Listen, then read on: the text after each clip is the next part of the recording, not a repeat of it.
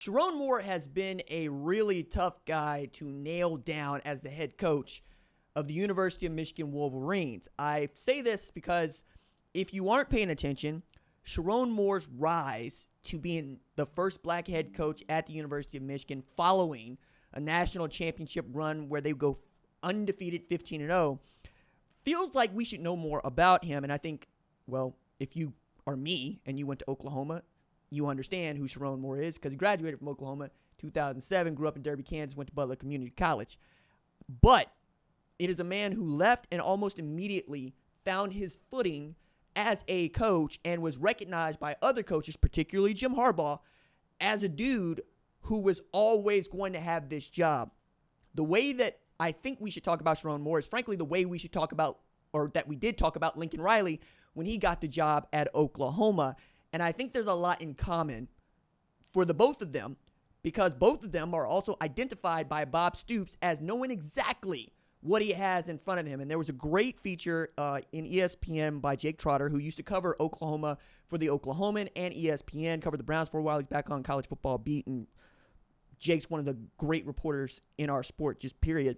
Had this great piece about what Oklahoma folks had to say about Sherrone when he was playing offensive line at OU.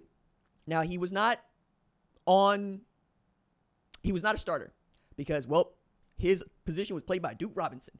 And that just means, hey, dog, you're not going to see a whole lot of game time. That's not to say that Sherrone couldn't play. Absolutely could play. Everybody who goes to Oklahoma can play.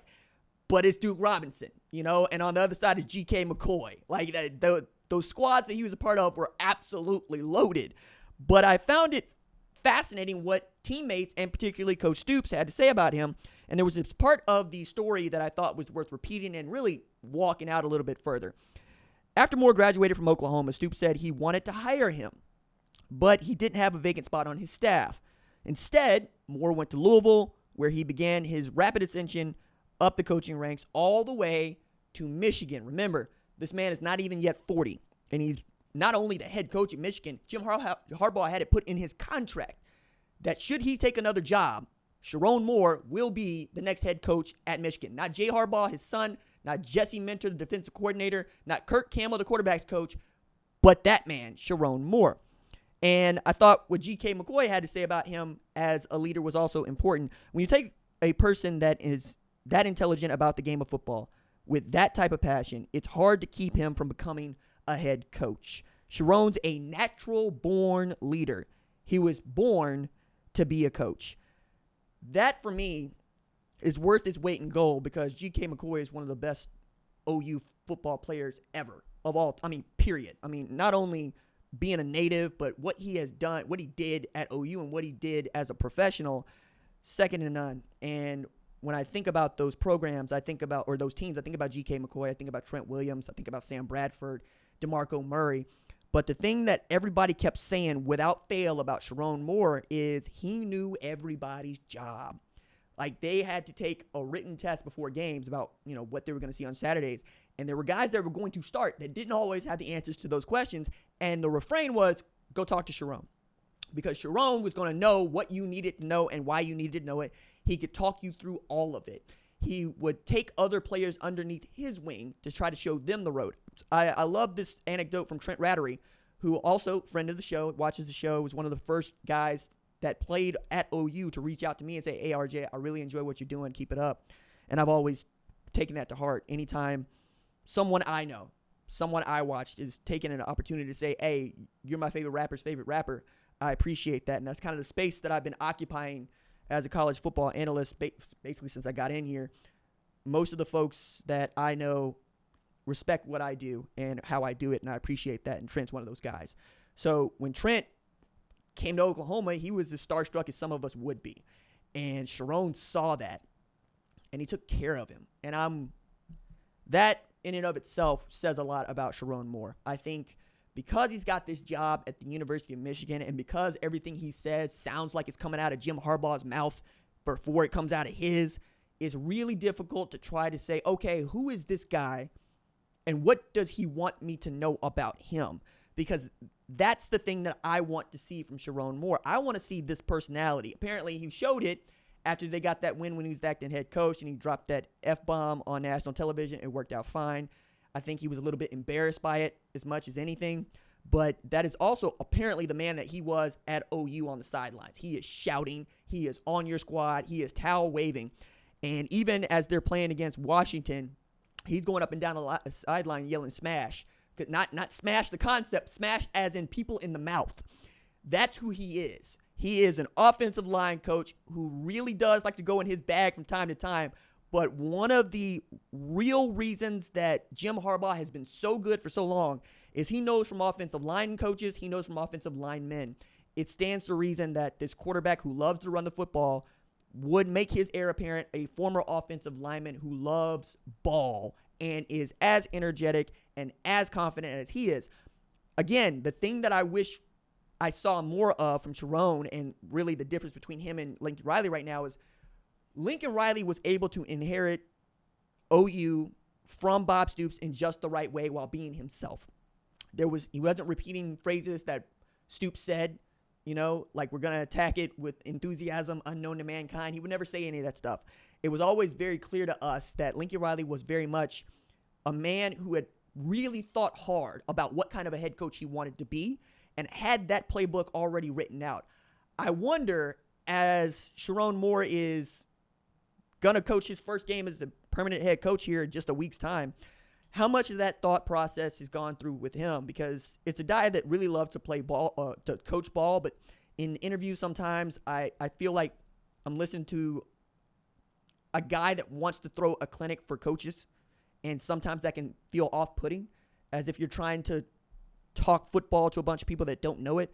And that may or may not be true. But I think one of the things that I found to be really revealing for myself is most people are approaching you, if you're Sherrone Moore or even me, because they want to hear what you think and why you think what you think. They want to know why you know what you know. And there is no shame in sharing the information that you have worked so hard to accumulate yourself, because just because you give it to them doesn't mean they're going to act on it. Like, one of the things that I think is interesting is if you ask Sherrone Moore to tell other young players or young coaches how to get where he's going, he's probably going to give you the same sort of advice that he himself holds on to, which is, you go where you want it, you put your feet there, you learn everything you can, you sell out. I think that's true across the board.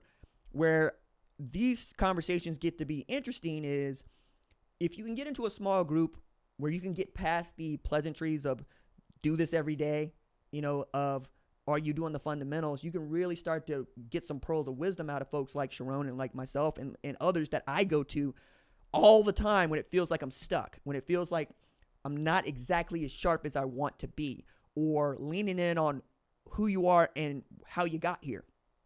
That is who I want to see Sherrone Moore become when he's at a days, when he's taking on these questions, as opposed to looking at the media. I say the media. People make up the media. People who love football make up the media. People who love sports make up the media. Most folks just want to hear your stories so they can spread them far and wide. That's what I love to do. I love to be a part of these stories. I love to learn them. I love to give analysis on what I learn about people and ball, man. Like, it fires me up. It's one of the reasons that I love doing this show, as we just went over 98,000 subscribers on the channel.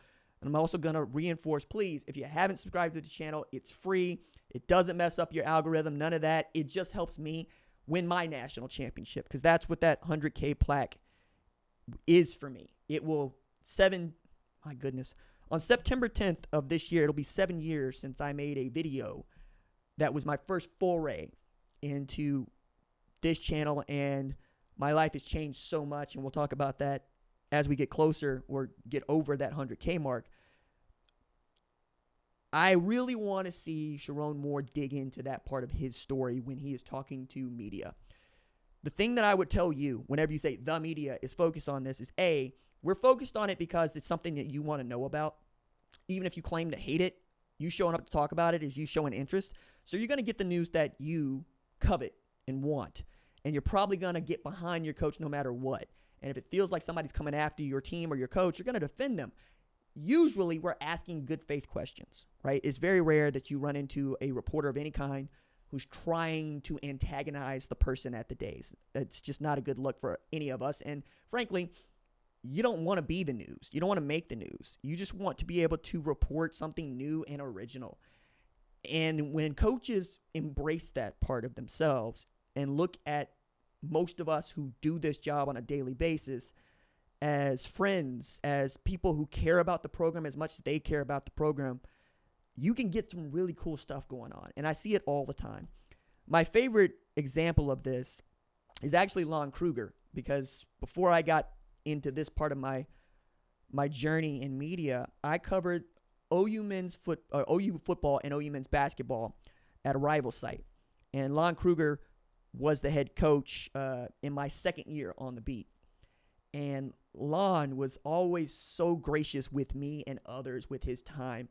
And he would pick you up or pick up a question that was fumbled and give you an answer. I think when you see this on television, it is LeBron James picking up somebody's question and then turn it into basically photographic memory of a play-by-play and walking you through a bird's eye view of what he sees. And that's why people love him in that locker room.